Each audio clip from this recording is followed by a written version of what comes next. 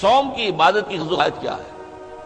یا ایھا الذین آمنوا کتب علیکم الصیام کما کتب علی الذین من قبلکم لعلکم تتقون، اے ایمان والو تم پر بھی روزہ فرض کیا گیا ہے جیسے کہ تم سے پہلے لوگوں پر کیا گیا تھا، تاکہ تمہارے اندر تقویٰ پیدا ہو جائے۔ تقویٰ کسے کہتے ہیں؟ لفظی معنی ہے بچنا، گناہ سے بچنا، حرام کام سے بچنا، حرام چیز کھانے سے بچنا، حرام خوری سے بچنا، حرام کاری سے بچنا، یہ بچنا۔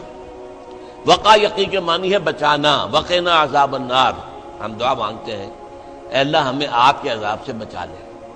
تو وقا یقی بچانا، اتقا یتقی بچنا، خود بچنا، تاکہ تم بچ سکو، تمہارے اندر تقویٰ پیدا ہو جائے، تم اللہ کی نافرمانی سے بچو، گناہوں کے ارتکاب سے بچو، حرام خوری سے بچو، اس لیے تمہارے اوپر روزہ فرض کیا گیا۔ اب اس کی حکمت کو سمجھیے، دیکھیے ایک ہے ہماری خودی، ہماری انا۔ جب میں کہتا ہوں میں، تو میں سے مراد کیا ہے؟ یہ ہاتھ میرا ہے، یہ پاؤں میرے ہیں، یہ آنکھیں میری ہیں، یہ سر میرا ہے، یہ جسم، میں کون ہوں؟ میں کی حقیقت ذرا مختلف ہے، انا، خودی، سیلف۔ ایک ہے ہمارا حیوانی وجود، اس حیوانی وجود میں وہی سارے تقاضے موجود ہیں جو حیوانات کے اندر ہیں۔ ہر حیوان کھانا جو ہے اسے چاہیے، انسان کو بھی چاہیے۔ ہر حیوان میں نسل کشی کے لیے شہوت کا مادہ ہے، ہمارے اندر بھی ہے۔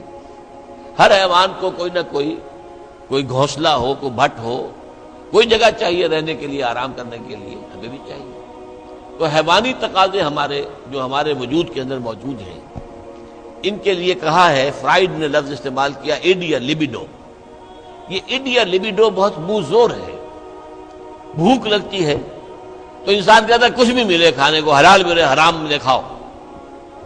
شہوت کا جذبہ جب جاگ اٹھتا ہے، برانگیختہ ہو جاتا ہے، تو پھر وہ تو چاہتا ہے تسکین ہونی چاہیے میری شہوت کی، جائز ناجائز، حلال حرام، صحیح غلط، سب چھوڑو اس کو۔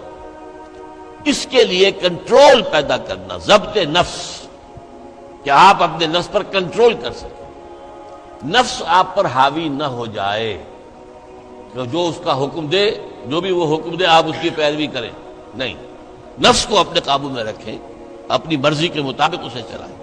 اس کی مثال ایسے ہی ہے کہ جیسے ایک گھوڑا ہے اور ایک سوار ہے اس پر۔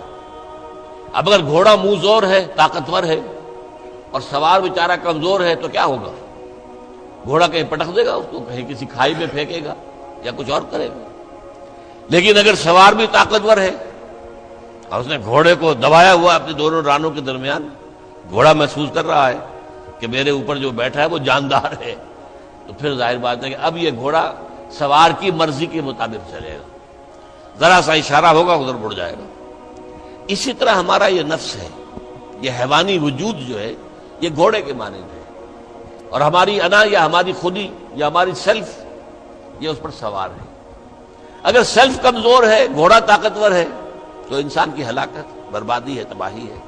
نفس حاکم ہو گیا، نفس سے ہمارا کہ ہم غلام بن گئے، تباہی اور بربادی ہوگی۔ ہاں اگر آپ کی انا مضبوط ہے، آپ کی خودی طاقت پر ہے، آپ کی سیلف جو ہے اس کے اندر طاقت ہے، تو یہ حیوانی وجود اب آپ کے کام آئے گا۔ گھوڑا جیسے آپ کو آپ کی مرضی کے مطابق لے کر جائے گا، منزل تک پہنچائے گا، ایسے اس حیوانی وجود کو استعمال کر کے آپ نیکیاں کمائیں گے، خیرات حسنات، اللہ کو راضی کرنے کے لیے کام کریں گے۔ اس ہاتھ کو اسی کام کے لیے استعمال کریں گے، ان ٹانگوں کو اسی کام کے لیے استعمال کریں گے، اس زبان کو اسی کام کے لیے استعمال کریں گے۔ تو یہ ہے اگر آپ کا کنٹرول نفس پر ہے، اس کا نام ہے ضبط نفس۔ اور یہاں میں تھوڑا سا اشارہ کر دوں کہ ایک اور لفظ بھی آتا ہے، نفس کشی، نفس کو مار دینا۔ انگریزی میں اس کے لیے لفظ ہے سیلف اینیہیلیشن۔ ایک ضبط نفس ہے، سیلف کنٹرول، ایک نفس کشی ہے، سیلف اینیہیلیشن۔ یہ سیلف اینیہیلیشن اسلام میں پسندیدہ نہیں ہے۔ نفس کو کچلو مت، گھوڑے کو مارو نہیں، یہ تو کام کی شے ہے، بس گھوڑے پر قوت حاصل کرو، گھوڑے کو اپنے کنٹرول میں رکھو، ورنہ نفس کا بھی حق ہے۔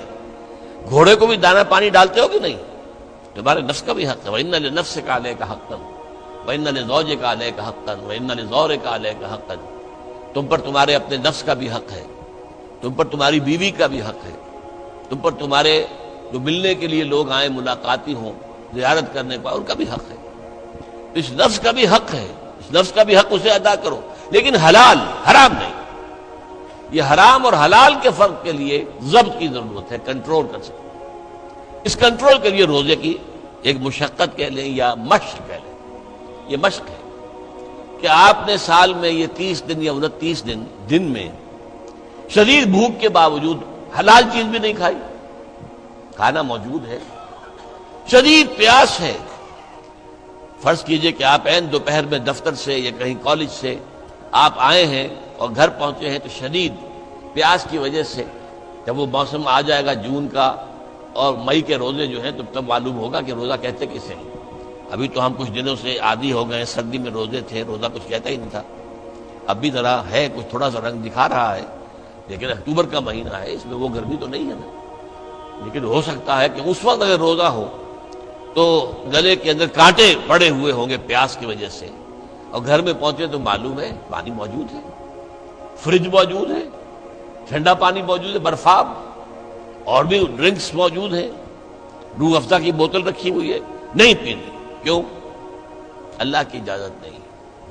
یہ مشق آپ 30 دن کریں گے تو اس سے توقع ہے کہ آپ کے اندر یہ صلاحیت پیدا ہو جائے کہ بقیہ 11 مہینے حرام تو نہ کھائیں، ایک مہینے حلال بھی نہیں کھایا اللہ کے حکم کی وجہ سے، تو حرام اللہ نے کیا ہے نا، اللہ کا حکم ہے۔ 11 مہینے یہ تقویٰ پیدا ہو جانا چاہیے، یہ طاقت تمہارے اندر پیدا ہونی چاہیے، یہ صلاحیت پیدا ہونی چاہیے کہ حرام میں منہ مت مارو، حرام سے اجتناب کرو۔ یہی وجہ دیکھیے، ذرا کڑوی بات آپ کو سنا رہا ہوں۔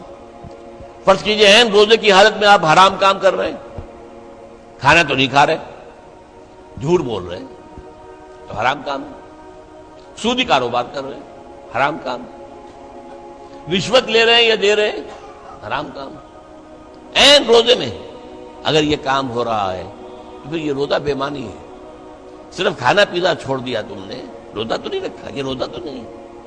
حضور کی 2 حدیثیں آپ کو سنا رہا ہوں۔